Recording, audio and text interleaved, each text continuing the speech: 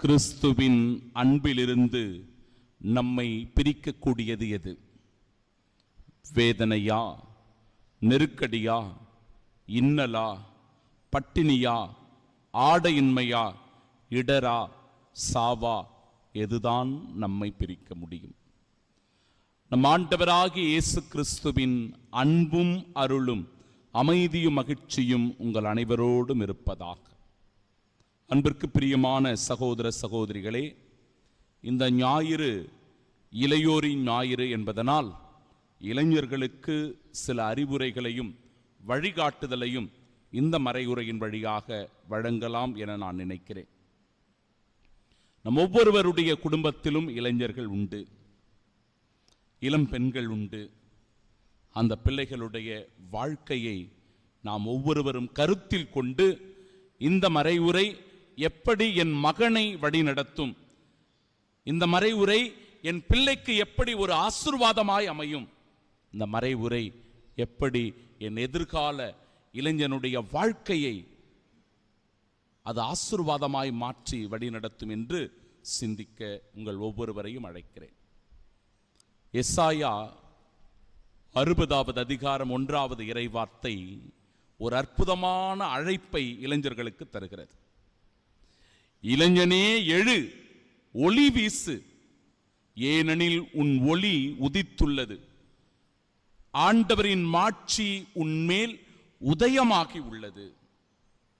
இளைஞர்களை பார்த்து எழு என்று சொல்லுகிறது அந்த இறைவார்த்தை. எதிலிருந்து எழ வேண்டும்?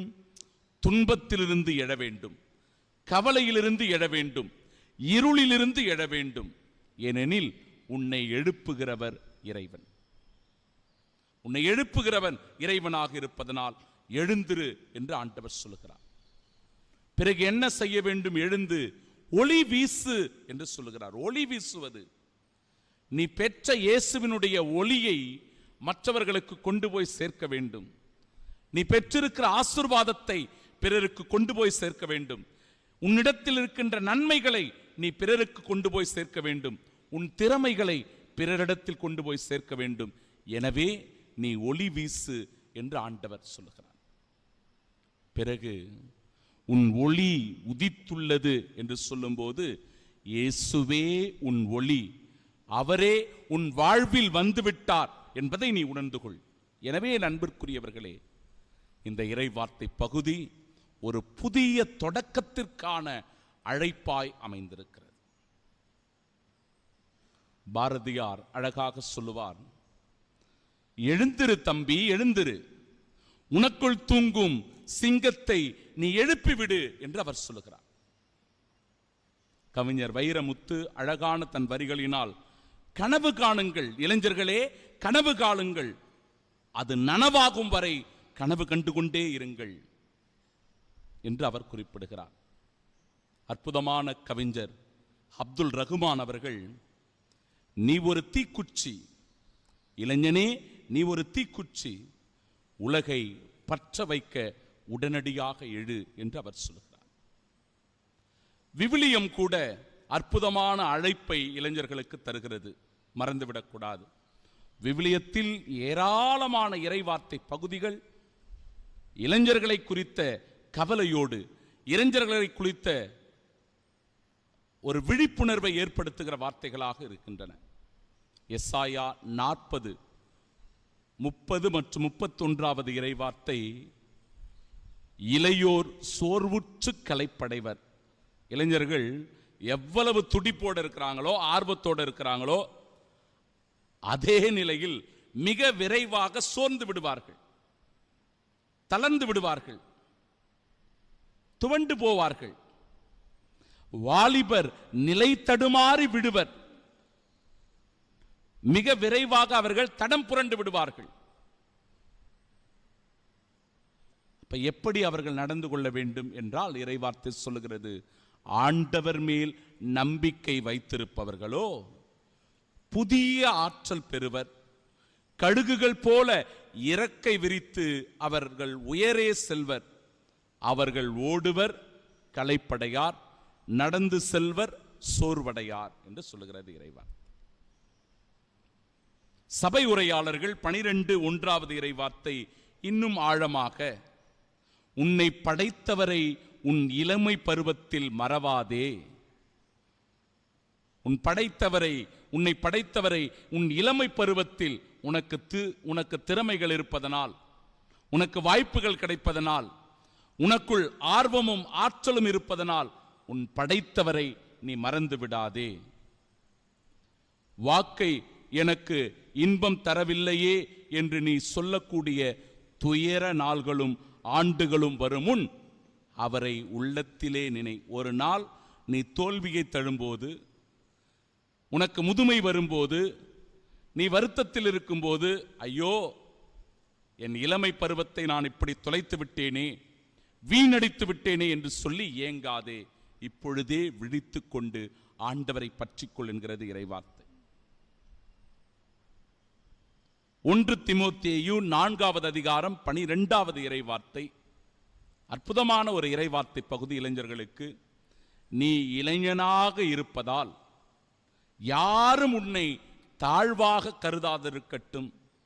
இவனா ரொம்ப மோசமான பையன், இவன் பேச்சு சரியில்லை, இவன் நடத்த சரியில்லை, இவன் சேர்க்க சரியில்லை என்று சொல்லி இளைஞர்களை பல நேரம் தரைக்குறைவாக அல்லது அவர்களுடைய நடத்தையை குறித்து பேசுபவர்களாக இருக்கிறார். அதனால நீ இளைஞனாக இருப்பதனால் யாரும் உன்னை தாழ்வாக கருதாமல் இருக்கட்டும். ஏனெனில் உன் பேச்சு, உன் நடத்தை, உன் அன்பு, உன் நம்பிக்கை, உன் தூய்மை ஆகியவற்றில் நீ விசுவாசிகளுக்கு முன்மாதிரியாயிரு. சபை உரையாளர்கள் இன்னும் அதிகமான ஆழமான சிந்தனையை இளைஞர்களுக்கு கொடுக்கிறது. சபை உரையாளர்கள் 11:9 இறைவார்த்தை பாருங்க. அது எவ்வளவு ஃப்ரீடம் கொடுக்குது இந்த இறைவார்த்தை பாருங்க. ஒரு இளைஞர்களுக்கு எவ்வளவு ஃப்ரீடத்தை அது கொடுக்குது பாருங்க. இளையோரே, இளமை பருவம் மகிழ்ச்சியோடு இருப்பதற்கே. நீங்க சந்தோஷமா இருக்கிறதுக்கு தான் இந்த இளமை பருவம். நீங்க சந்தோஷமா இருங்க, எவ்வளவு மகிழ்ச்சியா இருக்கணுமோ இருங்க. எல்லா வயதிலும் உனக்கு மகிழ்ச்சி கிடைக்காது. இந்த இளமை பருவத்தில் நீ மகிழ்ச்சியோடு இருக்க வேண்டும், சந்தோஷமா இரு.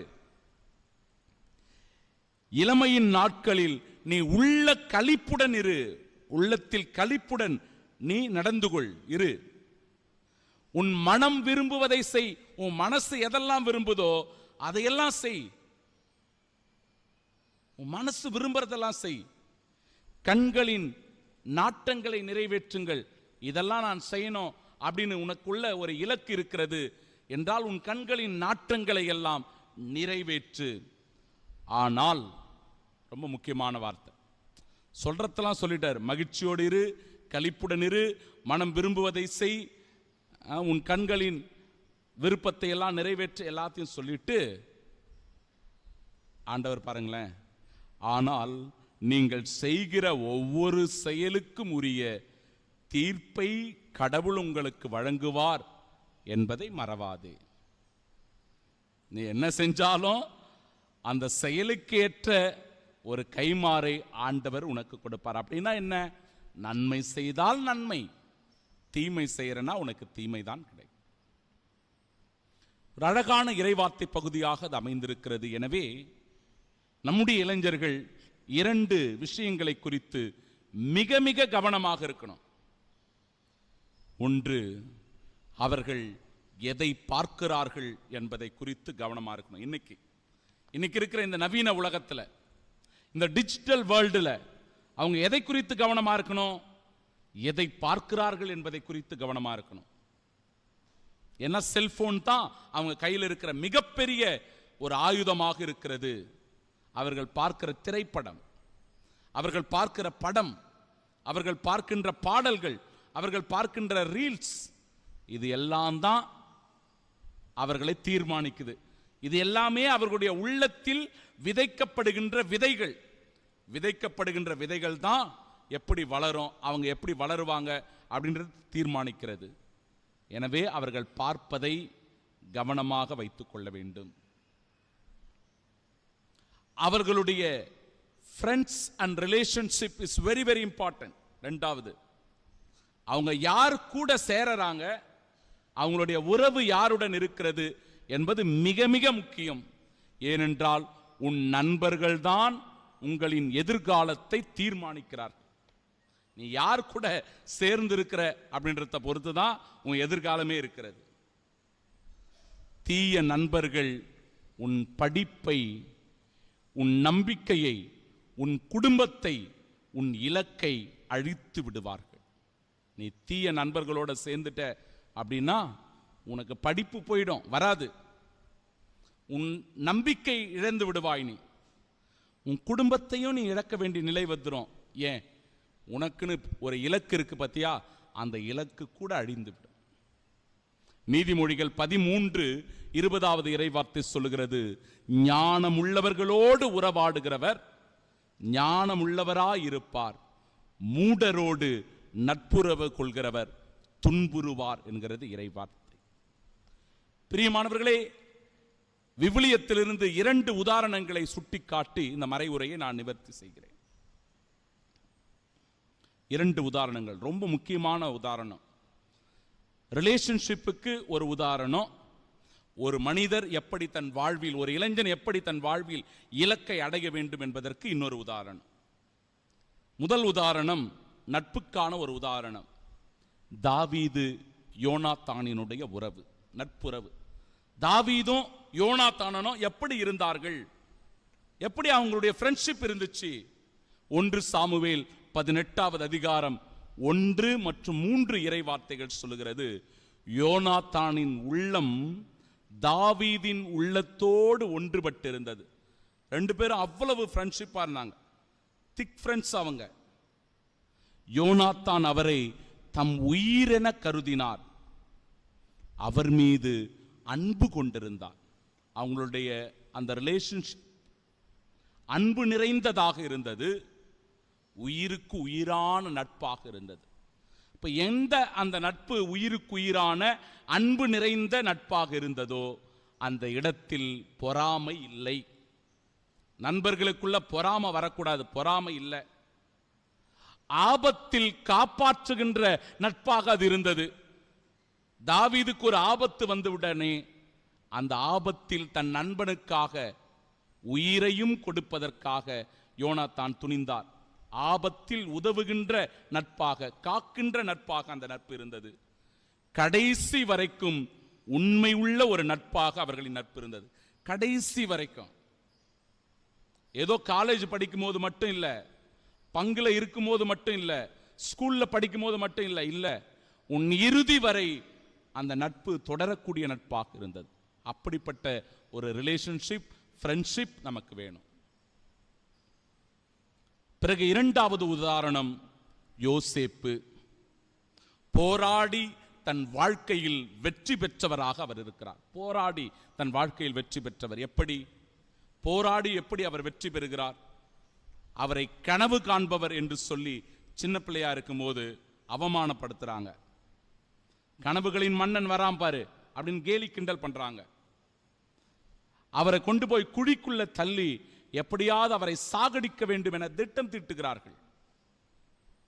இஸ்மாயிலருக்கு அவரை அடிமையாக விற்று விடுகிறார்கள். எங்கேயாவது போய் தொலையிட்டோம் அப்படின்னு அடிமையா வித்துறாங்க. தன் சொந்த சகோதரர்கள், உடன் பிறந்தவர்களே அவரை வெறுக்கிறார்கள். தன் தாய், தந்தை, உடன் பிறந்தவர்கள் எல்லாரையும் பிரிந்து தனிமையாக எங்கேயோ ஒரு இடத்துல போய் வாழுறாரு. சின்ன வயசுல, அந்த இளம் வயதுல. யோசிச்சு பாருங்க, இவ்வளவு பிரச்சனை, கேலி கிண்டல் அவமானம், வீட்டிலேயே சொந்தக்காரங்க மத்தியில தூக்கி தூர குழிக்குள் வீசப்பட்டார், அடிமையாக விற்கப்பட்டார், தன் சகோதரர்களாய வெறுக்கப்பட்டார், தன் உறவுகள், தாய் தந்தையை எல்லாம் இழந்து தனிமையில் வாடினார். இவ்வளவு துன்பம் ஒரு இளைஞனாக இருக்கும்போது யோசேப்புவுக்கு. ஆனால் அவர் சாதித்தது என்ன? அவரிடத்தில் இருந்த உண்மை, அவரிடத்தில் இருந்த நேர்மை, அவரிடத்தில் இருந்த தூய்மை, அவரிடத்தில் இருந்த இறையச்சம், அவரிடத்தில் இருந்த மன்னிக்கின்ற மனம், சாதிக்கும் லட்சியம் அவரை மிக உயர்வான ஒரு பொறுப்பில் அமர்த்தியது. ஒவ்வொரு இளைஞனுக்கும் அது தேவை. இன்றைக்கு இருக்கிற இளைஞர்களுக்கு இது மிக மிக அவசியமாக இருக்கிறது. என் அன்பு சகோதர சகோதரிகளே, கிறிஸ்துவினுடைய அன்பிலிருந்து உங்களை பிரிப்பது எது? உன் கவலையா, உன் துன்பமா, உன் நோயா? சிந்தித்துப் பார். கிறிஸ்துவினுடைய அன்பிலிருந்து உன்னை பிரிப்பது எது? உன் பணமா, உன் திறமையா, உன் வசதிகளா? சிந்தித்துப் பார். கிறிஸ்துவினுடைய அன்பிலிருந்து உன்னை பிரிப்பது எது? சாவா, துக்கமா, வேதனையா? சிந்தித்துப் பார். கிறிஸ்துவின் அன்பிலிருந்து எதுவும் யாரும் நம்மை பிரிக்க முடியாது. ஏனெனில் அது நம் வாழ்க்கையோடு தொடர்பு கொண்டு கல்வாரி பயணமும் வாழ்க்கை பயணமும் இணைந்த பயணமாய் இருப்பதனால் நம் வாழ்க்கை இயேசுவுக்குரிய அர்த்தமுள்ள ஒரு வாழ்க்கையாய் மாற இந்த திருப்பலியில் வரம் வேண்டி நாம் செபிப்போமாக. ஆமீன்.